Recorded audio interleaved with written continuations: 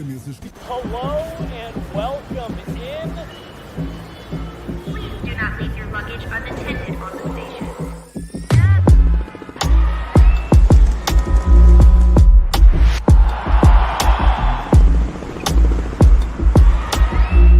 Welcome to the show. Hi everyone, Liv Moods here. I am just sending out the tweet per usual to let everybody know that we are live. We are going to chat a little bit about tonight's Nuggets game. I almost said Broncos. Oh my gosh. We need to let that game go immediately because it was not what we had hoped for. If you guys didn't check it out, Jake Plummer joined Nate Jackson this morning for an episode of Off Field to deep dive into the Broncos' loss against the Baltimore Ravens. It will still be up on our Twitter page as well as on YouTube, so check it out if you missed it. I unfortunately am under the weather, dealing with some health stuff today, so I will be filming from home, but nonetheless, the Nuggets are playing. We've got basketball to talk about, and the Nuggets are actually playing a team that we have seen them play very recently, actually, in their little road stretch. They went to Toronto, they went to Brooklyn, and they went to Minnesota to take on the Raptors, the Nets, and the Timberwolves. And the Raptors were one of those games where they took it into overtime. I was starting to feel like, okay, please don't let this be a habit. I cannot handle these overtime games. They stress me out. They cause me a lot of anxiety. But then, before we knew it, the same thing was happening in Brooklyn against the Nets, and nearly happened in Minnesota against the Timberwolves.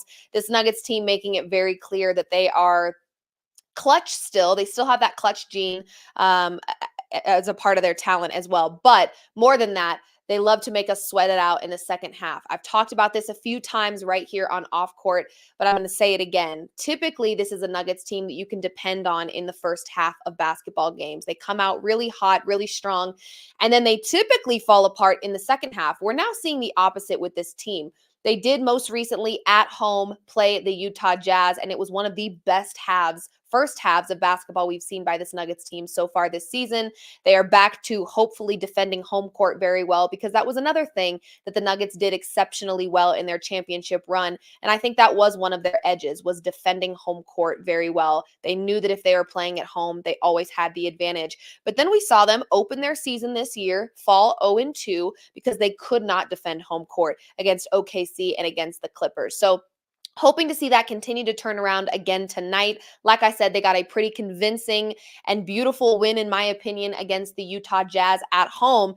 And they're playing again at home tonight against the Raptors. So we've got some games this week that they're playing at home against teams that they've already seen. On Wednesday, we'll see them take on OKC again. Again, here's to hoping that they can defend home court, get back on track with that, because I do think that's one of their very many weapons that they have. If they can get back on track with that, I'll be feeling a little bit better about this Nuggets team. Tyler, hello. I see you in the comments. Thank you for joining and tuning in. You're always here. I appreciate you tons. So let's get into it, shall we? We've got the Nuggets taking on the Raptors. Now, I want to give you some accurate information here, because we know in the world of sports betting, things tend to move, lines tend to move. Cameron Mingo also here. All teams are in action before the election. Yes, the election is tomorrow. I'm going to encourage you to go out and vote. Please, it is your duty. It's our duties as American citizens, but it's also very important this time of year. So anyway, we've got the NBA. I've got the NBA slate pulled up here right on my phone to give you an accurate line here for this game. The Nuggets at one point in this one were actually favored by 9.5, but it has since moved up to minus 10.5. Some of that may have to do with the fact that we've got some notable injuries in this one. Now, for the Nuggets, let's start there. If you guys were not watching the Jazz game, Jamal Murray is in concussion protocol. He is not playing tonight against the Raptors, as far as I know. We know that with concussion protocol, there's a lot of different steps that they have to go through in order to get back on the court. We probably will not see Jamal Murray tonight. Aaron Gordon, also a game-time decision with a knee injury. I'm hoping that's nothing major, maybe just a tweak, maybe because they know that they are facing a injured Raptors team. They can get the job done without Aaron Gordon. We may not see him play. Hopefully that's for the best if he's just playing it safer than sorry in this one. But it looks like he may have a knee injury. He's a game-time decision, not fully ruled out just yet. And then on the other side of the ball, Scotty Barnes, if you did not watch the Nuggets-Raptors game The last time they played in Toronto, which was just last week, Scotty Barnes was actually injured during that game. He got a big smack to the face. It sounds like it's an orbital injury, so he's got some sort of damage that's pretty long term.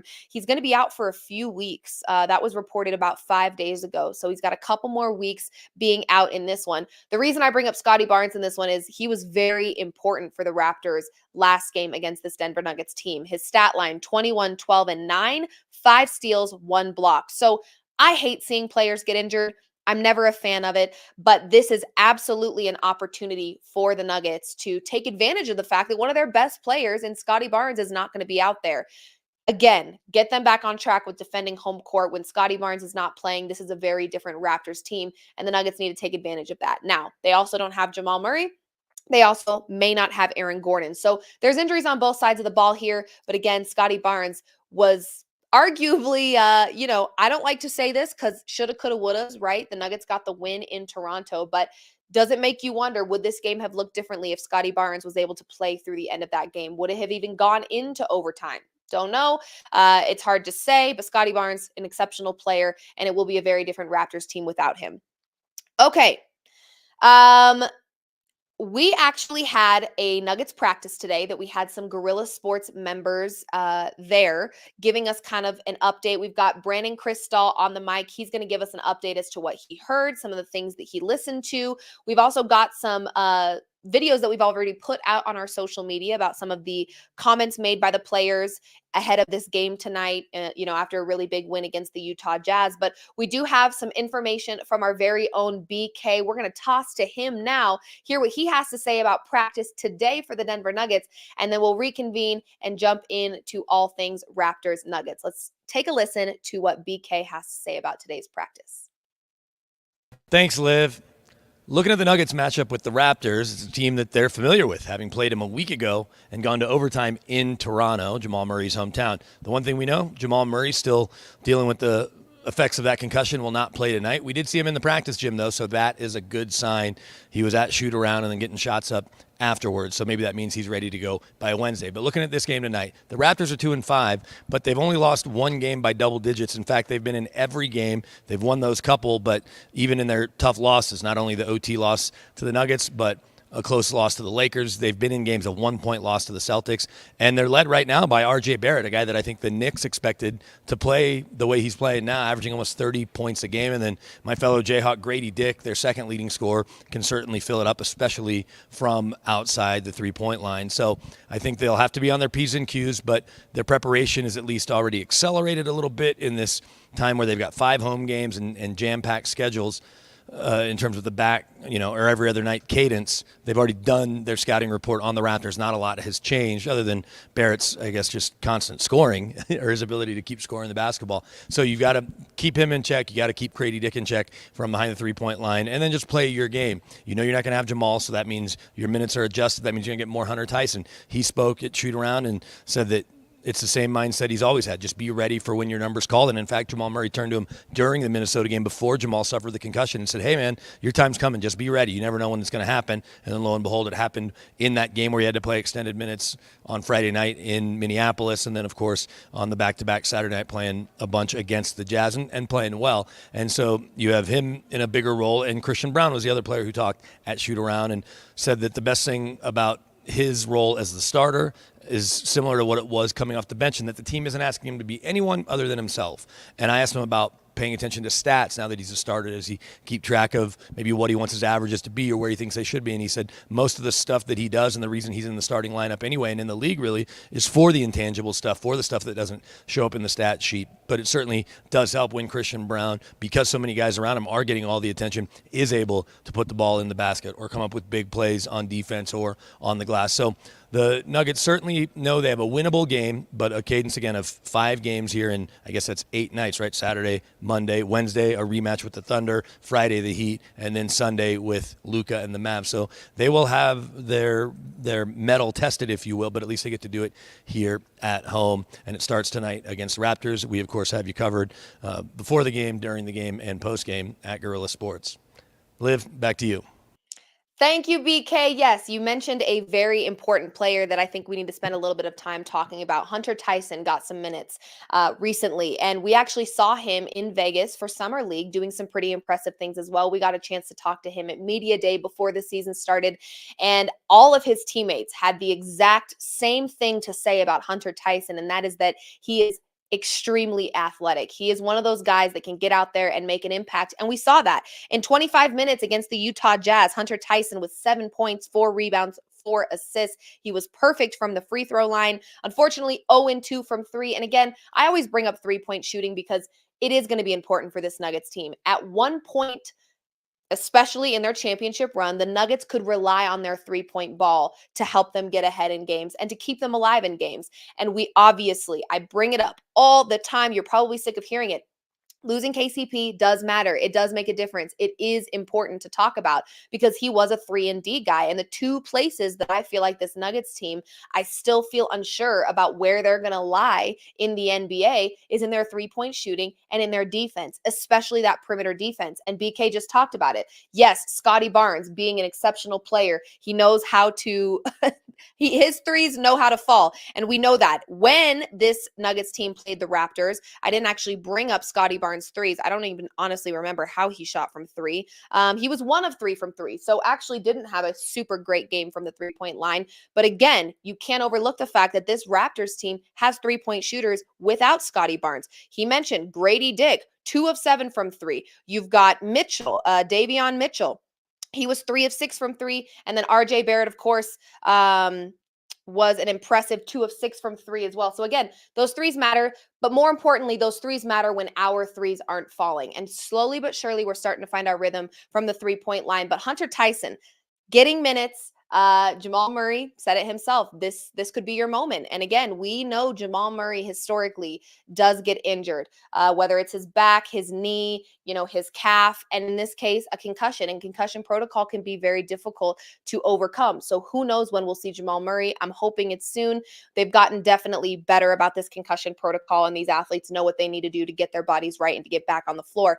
That being said, though, Jamal Murray not being out there, he has clutch moments from the 3-point line. Is he as reliable as he's been in the past? No, but can he still make an impact for this Nuggets team? Of course. I did notice something against the Utah Jazz. However, Jamal Murray did not play.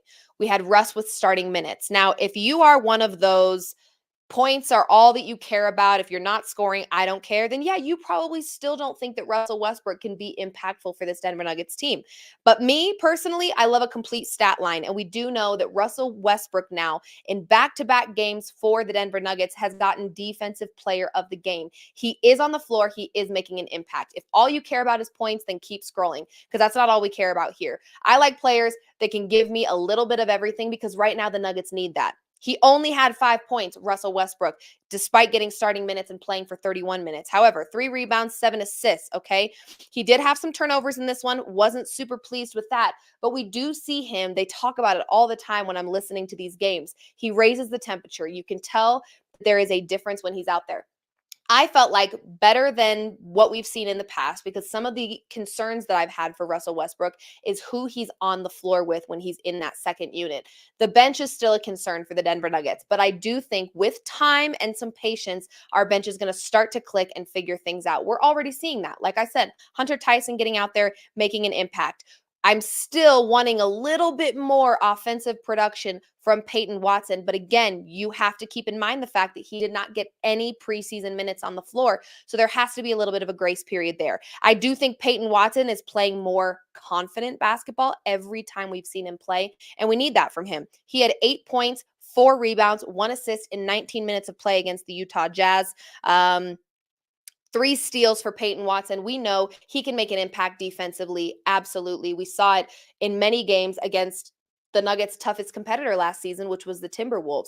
Peyton Watson knows how to come off the bench and make an impact. I just want him to play more confident ball, but every time we've seen him out there, he's played a little bit more confident. Let's keep talking about that bench. Julian Strawther, 19 points for the young buck. Julian Strawther in 19 minutes of play. He had 19 points, 2 rebounds, 0 assists, but he was 3 of 6 from 3 50% from the three-point line for Julian Strother. We have seen him do it. We saw it in Summer League, and we've seen it in the preseason. We're now seeing it in real minutes, in real games that really matter, and I'm really excited about that. So slowly but surely, I think our bench is finding some rhythm. And honestly, I have to put this out there. If you don't love seeing DeAndre Jordan with a damn near double-double, I don't care how he gets it, okay? I don't care. Most of his rebounds came from his own missed layups. I don't care. I loved seeing DJ out there playing aggressive, getting hyped, talking his trash. I love it. So we saw DeAndre Jordan in some minutes. He only played 14, but he had 6 points, 9 rebounds, 1 assist. Like I said, most of those rebounds came from his own missed shots, but I don't care. I loved it. He made an impact out there and was able to alleviate Nikola Jokic of some of those minutes. We've seen Nikola Jokic play damn near 40 minutes in a game. We had no Jamal Murray against the Utah Jazz, and Nikola Jokic only played 29 minutes of basketball, and this Nuggets team was able to get a very convincing win against the Utah Jazz, 129-103. So let's talk about now tonight's game. No Scotty Barnes, no Jamal Murray, 2 important shooters on both teams. BK mentioned it. The Raptors still have talent on their roster. They still have players that can offensively produce, especially from the three-point line. Perimeter defense will be my slow demise as a Denver Nuggets fan, okay? Would love to see that tighten up a little bit. But I think as we start getting players like Peyton Watson a little bit more comfortable in that second unit, there's going to be defensive upside there. We know CB hustles on both sides of the ball, and I'm loving what he's doing in the starting lineup. And we know Russell Westbrook, defensive player of the game in 2 games so far as a Denver Nugget. We love to see it. There are players on this team that are making an impact defensively. When Russell Westbrook focuses on running point and playing defense, I am happy as a clam. Happy as a clam. Now, when he lines up from the three-point line, getting ready to shoot, I'm like, oh, please, please don't do it. Don't do it. I can't do it. I'm not in any position to be able to handle this stress right now. But when he hustles, and he does every single game, you can never take that away from him. He is making an impact for this team, and it does matter. So let's talk about tonight. 9.5-point favorites to start, now 10.5. Some of that may have to do with some of the injuries. I'm not sure, but we typically see betting lines floating a little bit. Let's talk about some betting trends for both of these teams. The Denver Nuggets, 2-4 against the spread this season. Not so hot. We didn't start our season off super hot, and I think on paper, there were a lot of games that this Nuggets team should have convincingly won or shouldn't have lost at all, and did. So they had a slower start to their season, and that's okay. In games that the Nuggets have played as at least 9.5-point favorites this season, the Nuggets are 1-0 against the spread. Again, the Utah Jazz. That was a game that people expected them to convincingly win, and they did. So this is another opportunity, especially without Scotty Barnes, for the Nuggets to solidify that they are competitors, they are talented, and they can win games, and they can defend home court. Okay, 4 of Denver's 7 games with a set total have hit the over. 57.1%, they're hitting the over. Some of that has to do with the fact that the Nuggets are still struggling defensively. So we're allowing the other team to score more points than they probably should. So if you're looking at this from a betting perspective, maybe I would touch on the over. We've still got shooters on both of these teams, and I'm not entirely sure the defense of the Denver Nuggets is reliable enough yet to slow down an RJ Barrett or a Grady Dick. Yes, Scotty Barnes is not out there, but there are still players on this team that can shoot very well, especially from the three-point line. This season, the Nuggets have been favored 5 times and won 3 of those games. Again, there have been some letdowns for this Nuggets team, games that they should have won and didn't. The Clippers is a great example of that. They should have won that game, and they didn't. So those are some of those. And I actually believe the Nuggets were favored against OKC in their home opener because, again, on paper, this Nuggets team still has talent. They're still bringing back 4 of their starters that started for the championship year. CB was on that championship team as well. They had a lot of players returning. I think there was high expectations, maybe a little too high as we entered this season. We needed to give them a second to kind of acclimate, get their chemistry back in sync, because there were a lot of changes in the offseason. Let's talk about the betting trends for the Toronto Raptors. Toronto has a 6-1 record against the spread this year. There you go.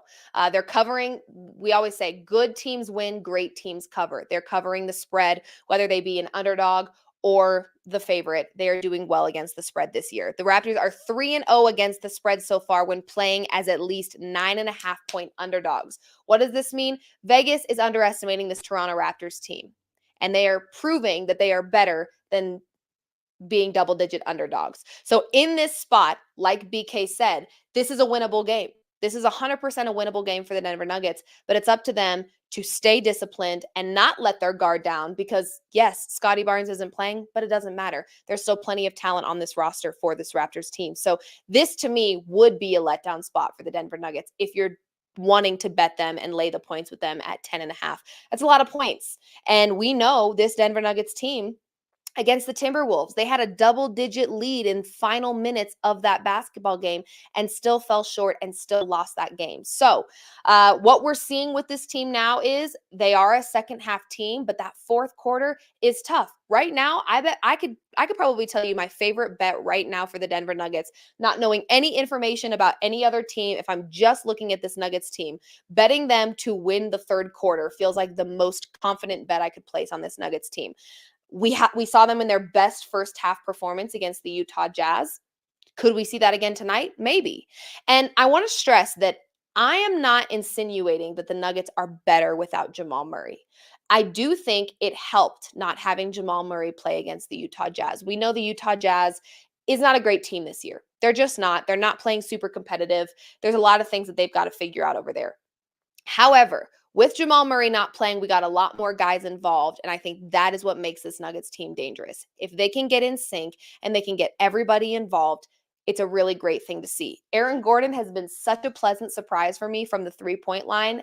It's not even funny. Normally, when he grabs the ball and he lines up on the three-point line, I nearly have a heart attack. In this situation, in this season so far, I'm loving it every time. So getting more guys involved, I think, is very important. And I think Russell Westbrook running the point, focusing on that specifically, defense and running, facilitating the ball, that is his game. That's what he needs to stick with. And if he's getting starting minutes as our point guard, I think he'll get better with that. So I like that for us.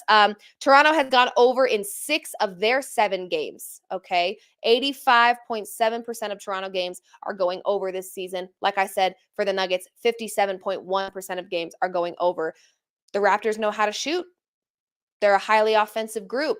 The Nuggets don't really play a ton of defense. Again, the over might be the answer tonight. And if you're looking at that, wondering what the total is set for that game, I will tell you now. It is 231.5.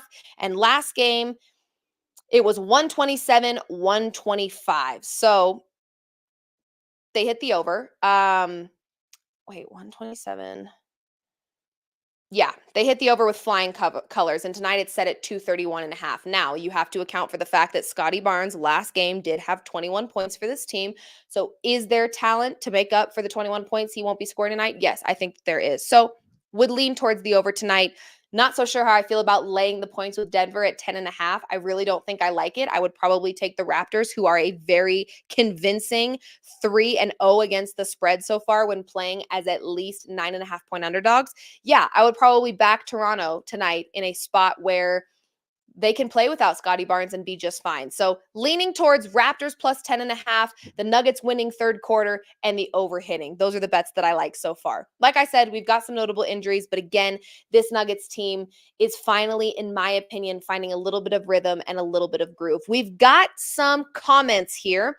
We've got Cam Mingo saying, "Don't panic, Liv. It's still early in the season." Yes, it absolutely is. And the longer I've worked in sports, and the more I have watched sports from the lens of being critical and not just a fan, I have realized that it is very important to peak at the right time. Okay. We talk about this even in the NFL. Last season, the team that was the most undefeated for the longest time didn't even go to the Super Bowl. It was the Philadelphia Eagles. Okay. They had a really hot start to their season. And by the time it mattered, it didn't matter anymore. Okay. I'm really hoping the same thing happens with the Chiefs this season. As a Broncos fan, fingers crossed. It's a long season in the NBA, very long, 82-game season. We also have the NBA Cup happening. I believe that starts this week, the in-season tournament. That's extra games that these teams have to play. That's more minutes. That's more on their bodies. So no, I don't want the Nuggets to peak too early. I really don't. I want them to find their momentum at the right time this season. So you are absolutely right, Cam. It is way too early to panic. There are still a lot of games that need to be played. What I can feel good about and be happy about is that every game I've watched the Nuggets play, they have fixed something. Okay. We've seen progression in some capacity. Does that make this team a perfect basketball team? Absolutely not. There is still a lot of work that needs to be done here. There's still a lot of things they need to tighten up on. Defensively, that is a big one for me, especially that perimeter defense. You just cannot let, this is a star-driven league. You cannot let these teams shoot lights out from three, or you're not going to win games. It's pretty simple. Turnovers for me, another big one. Against the Jazz, despite getting a very big win, let's see what the turnovers were looking like. 5 from Jokic, 4 from Westbrook, 1 from CB. That's just in our starting lineup alone. That is 10 in our starting lineup alone. And then we had 2 from P. Watt, 1 from Strother, and 4 from DeAndre Jordan. So yeah, we've got to tighten that up. That's how many? 4, 5, 6, 7, 17 turnovers in this game. And they won very convincingly. But again, against a better team, 17 turnovers will cost you the game. So there's little mistakes still being made by this Nuggets team that I just think they're better than the mistakes that they're making. But this is a really great spot at home after coming off of such a really great, convincing win against the Jazz for them to solidify that they didn't just get that win because the Jazz are horrible. They got it because they're starting to get closer to the team that they know that they can be this season. Tonight's going to be a big one. Wednesday against OKC is going to be a big one. Friday against the Heat is going to be a big one. Sunday against the Mavs, another big one. And again, you don't have perimeter defense against the Dallas Mavericks. You may as well not even show up. Because good luck letting the new Splash Brothers come to town and shoot lights out from three. It's just not going to work. I believe all of those games, yes, all of those games are at home. They have a very long home stretch here. They got their first win against the Jazz at home. Again, this is a great week for them to defend home court again. We started off our season 0-2. Both of those games played in Ball Arena, and we fell short. So this is a great opportunity for them to get that back because that was their edge. In their championship year, they barely lost at home. They knew if we can go into the playoffs with home court advantage, we are good, okay? Because they were winning almost every game they played at home. It felt like they had the advantage. So we need that back. They had the Jazz at Ball Arena. Tonight is the Raptors. Wednesday the Thunder. Friday the Heat, and Sunday the Mavericks. It's going to make a difference if they can solidify themselves as a strong home court advantage team. So I want to see that. We've got a couple more comments here.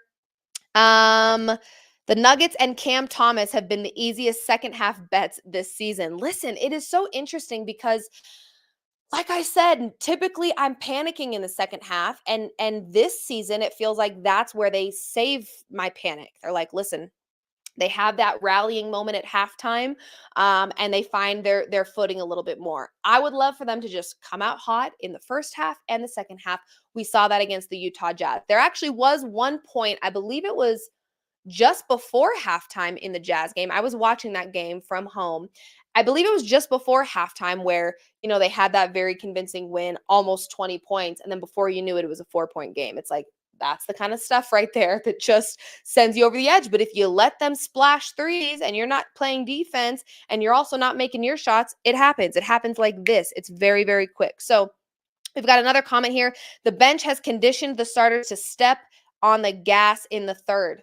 Yeah.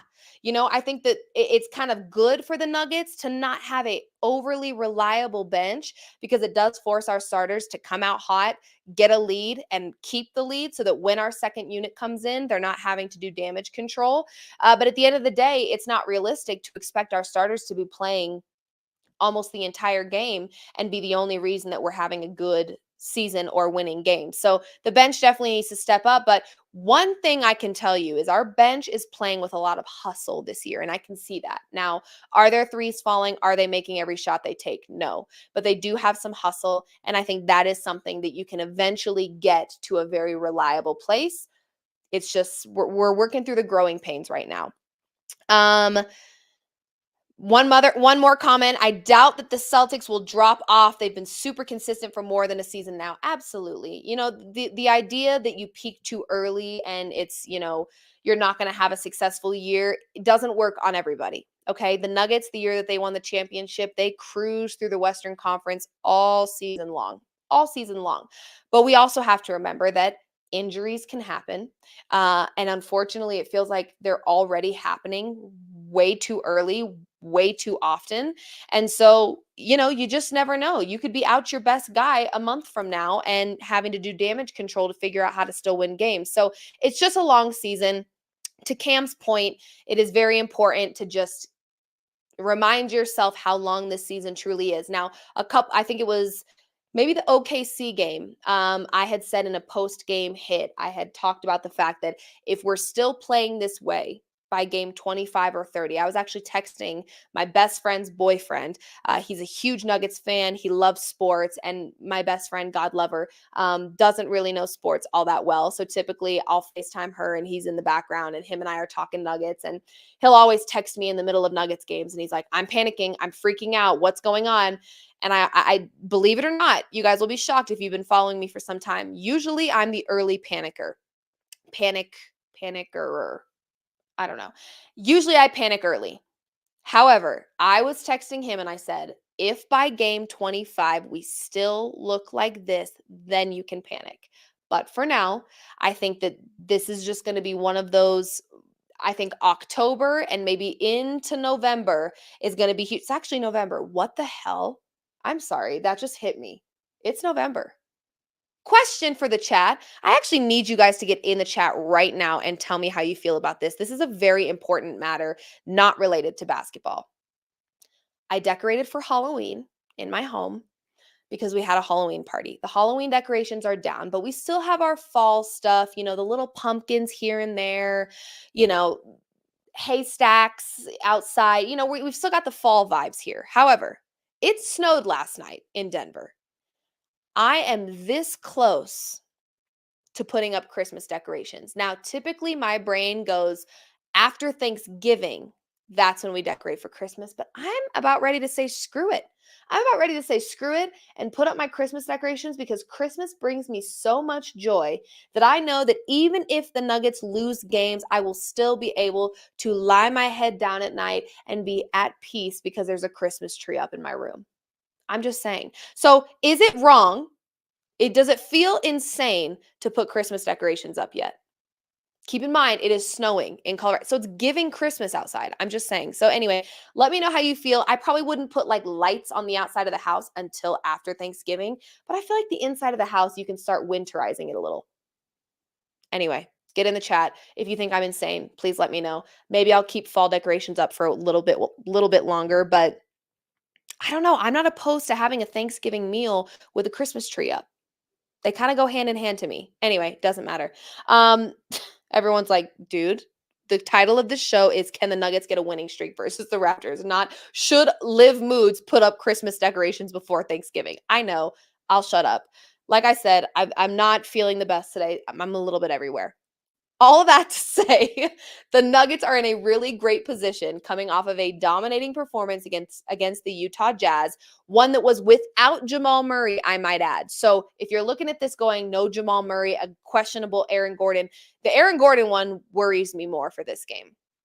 I actually think that this Nuggets team will be fine without Jamal Murray. I'm not saying that they are better without him. I am just saying the more that they get different people involved, I think the better this team will be. Tyler says, as a December birthday, I think getting into the December/Christmas spirit early is that biased? Based? What does that mean? Steve says, if they can sell Christmas decorations already, you can use them. And here's the deal, folks. Christmas decorations right now are on sale. I'm not going to buy them and just let them sit. If I buy them now, they're going up right now. Honestly, I think I'm going to do it. I think after this week, I'm going to let the fall.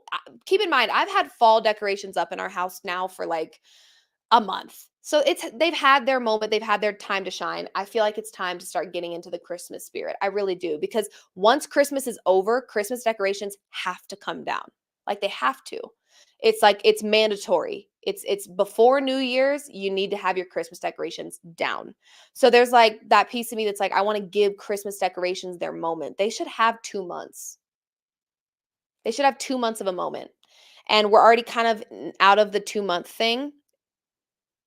Oh, base is basically you love it. Okay, okay, okay. So you're on my side. I love that. Dom says, if y'all are talking Xmas now, the Raptors are going to win tonight. Okay, fine. No more talking about Christmas. Jeez. We'll be done talking about that. I will tell you, here's what I like tonight. I do think the Raptors are capable of covering. I really do. I think the Raptors can come on the road and they can cover.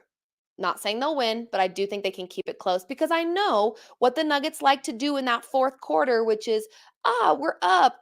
We're playing great. Oh, Christian Brown just dunked on Rudy Gobert. Wow. And then before you know it, we just lost.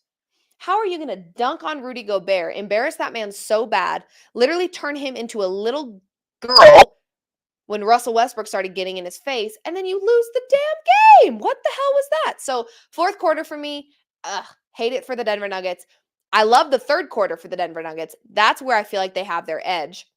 So I would be willing to bet on the Raptors to cover, the Nuggets to win third quarter, because in the FanDuel Sportsbook, you can bet per quarter. I would bet the Nuggets to win the third quarter, and I would bet the over. Now, you're probably sitting there saying, Liv, why should we trust you? I don't know. I'm just telling you that that's what I think will happen. That being said, I thought the Broncos could cover yesterday against the Ravens. So maybe it's just an off week for me. Maybe we're just not doing super well right now as it pertains to betting. But I do know for a fact that Denver Nuggets are strongest in that third quarter. Despite what we saw against the Jazz, they had a really great first half, but that is not common for them this season. Third quarter seems to be that sweet spot for the Nuggets. The Raptors, when at least 9.5-point underdogs, have covered this season 3-0 against the spread when they are at least 9.5-point underdogs. Okay, so they like being underestimated. They like being undervalued. Now you can get it at least to 10.5. That's a lot of points in basketball. That's a lot of points to give the Nuggets when they don't defend the perimeter very well. You know how quickly these games can get away from you. So, Dom says Toronto's best quarter has been the third. Well, then it should be a close call. Welcome to being a Denver Nuggets fan. They're always close calls. They always make me want to throw up. It's just the way that it is. Dom says Raptors win by 4 tonight. I don't like that energy. Really, I don't. I think that the Nuggets are in a great spot to continue to defend home court. I know it's been one game. Leave me alone. We're getting back on track here with this Denver Nuggets team. And I think everybody's knowing their role better. Russ, you're not a three-point shooter. I do love you, but you're not one. Okay? Run the point, baby, and play defense. Defensive player of the game now twice this season. Keep on doing it. All right? Love that. Oh, Noah says Dom is a Raptors fan. All right, Dom, get out of here. Get out of here. Scram. No, I'm kidding. I love that you're here, but that makes a whole lot more sense than these comments that I'm reading. So thank you for that, Noah. I think everybody on this Nuggets team is understanding their role a little bit more. And to Dom's most recent comment, too much pressure on Jokic. Jokic only played 29 minutes last game, and it was a pretty convincing win by the Nuggets against the Utah Jazz. I know, it's just the Jazz. Doesn't matter. It's good for this team to understand that you're not always going to have Jokic playing 40 plus minutes. You got to figure it out. Okay. So I love it. I'm liking the progression that we're seeing from this Nuggets team. I think they're in a good spot. And like BK said, very winnable game for the Nuggets here. Very, very winnable. Do I think that they're going to cover by 10.5? I don't know. I don't feel confident enough to lay the points with the Nuggets at 10.5. I just don't. So I'd rather take the Raptors to cover. If I were to pick a spread, the side I feel more comfortable with is the Raptors right now. I would take the Nuggets to dominate that third quarter, and I would take the over because we know that the Nuggets are still struggling defensively, and both of these teams can light it up from the 3 at any given moment. So that's where I'm at. Those are my predictions. We will have a post-game recap for you after this game, hopefully with nothing but smiles and good news, because the Nuggets will continue to figure it out and they're going to get better every game. So this has been another episode of Off Court.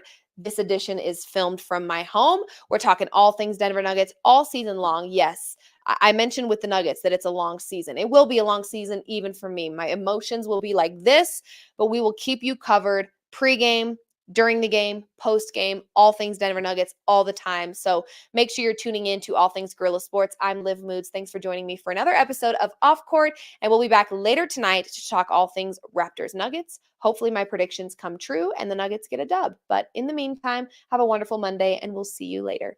Bye-bye.